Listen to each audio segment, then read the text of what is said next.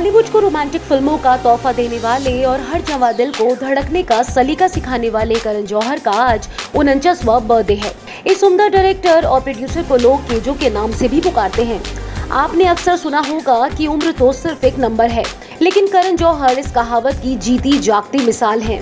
जी हाँ, उनका ड्रेसिंग और स्टाइल अच्छों की बोलती बंद कर देता है। और ऐसे ही स्टाइलिश और डैशिंग पर्सनालिटी रखने वाले करण 2 बच्चों के पिता भी हैं। तो आइए उनके जन्मदिन पर जानते हैं उनसे जुड़ी कुछ खास बातें। करण जौहर बॉलीवुड के जाने माने डायरेक्टर और प्रोड्यूसर हैं। आपको बता दें कि करण एक फिल्मी परिवार से ताल्लुक रखते हैं। इनके पिता यश जौहर इंडस्ट्री के जाने माने और बड़े डायरेक्टर थे। करण जौहर की मां का नाम हीरू जौहर है। करण जौहर की शादी तो नहीं हुई, लेकिन उनके 2 बच्चे हैं। वो सरोगेसी की मदद से पिता बने हैं। ये दोनों जुड़वा बच्चे हैं।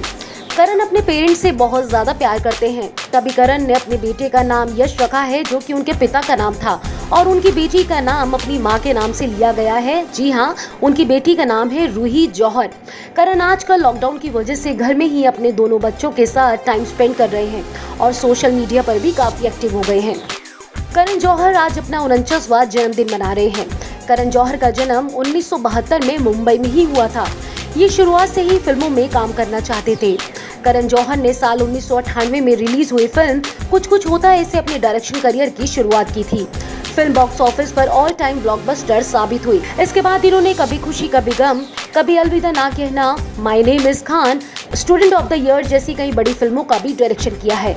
इस बीच करण जौहर ने अपने पिता की होम प्रोडक्शन कंपनी धर्मा प्रोडक्शन को भी आगे बढ़ाया और कई बड़ी फिल्मों का भी निर्माण किया।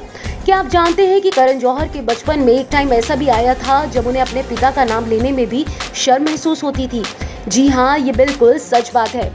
उस दौरान करण के फादर यश जौहर ने मुकद्दर का फैसला बनाई थी, जो बॉक्स ऑफिस पर बुरी तरह से फ्लॉप हो गई। इस फिल्म के साथ ही अनिल कपूर की फिल्म मिस्टर इंडिया रिलीज हुई थी, जिसके चलते मुकद्दर का फैसला दर्शकों को जुटाने में नाकामयाब रही। करण जौहर ने यादों की बारात शो के दौरान इस बात का खुलासा किया था कि वो एक टाइम था जब उनके पिता फिल्म इंडस्ट्री में स्ट्रगल कर रहे थे। मुकद्दर का फैसला फ्लॉप होने के बाद वे सबको ये नहीं बताते थे कि यश उनके पिता हैं। वो कहते थे कि उनके पिता एक बहुत बड़े बिजनेसमैन हैं। करण जौहर ने बताया कि एक बार उनके कॉलेज में अनिल थडानी, जो कि बॉलीवुड एक्ट्रेस रवीना टंडन के पति हैं, उनसे कहा कि उनके पापा ने फिल्म अग्निपथ बनाई। इसके पहले कि करण कुछ बोलते, उन्होंने पहले ही उस फिल्म की खूब तारीफ कर डाली। इस घटना के बाद से करण जौहर को अपने पिता पर काफी गर्व हुआ। इतना ही नहीं, अपने पिता का नाम वो बड़े प्राउड के साथ लोगों को बताने लगे। अब जब करण इतने बड़े स्टार हैं, तो उनके साथ विवादों का रिश्ता होना भी तो तय है।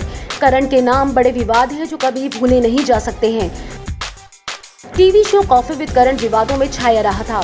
इसकी बड़ी वजह थी करण के शो पर आए क्रिकेटर हार्दिक पांड्या और केएल राहुल। इन दोनों ने महिलाओं को लेकर टिप्पणी की थी।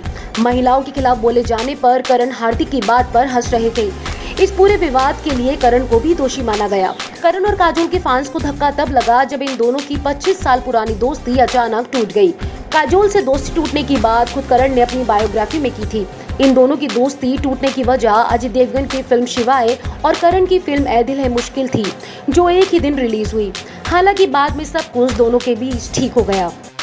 विवादों की लिस्ट में अगला वाकया था जब 2016 में हुए उरी हमले के बाद भारत ने पाकिस्तानी कलाकारों को हिंदी फिल्मों में काम करना बैन कर दिया था।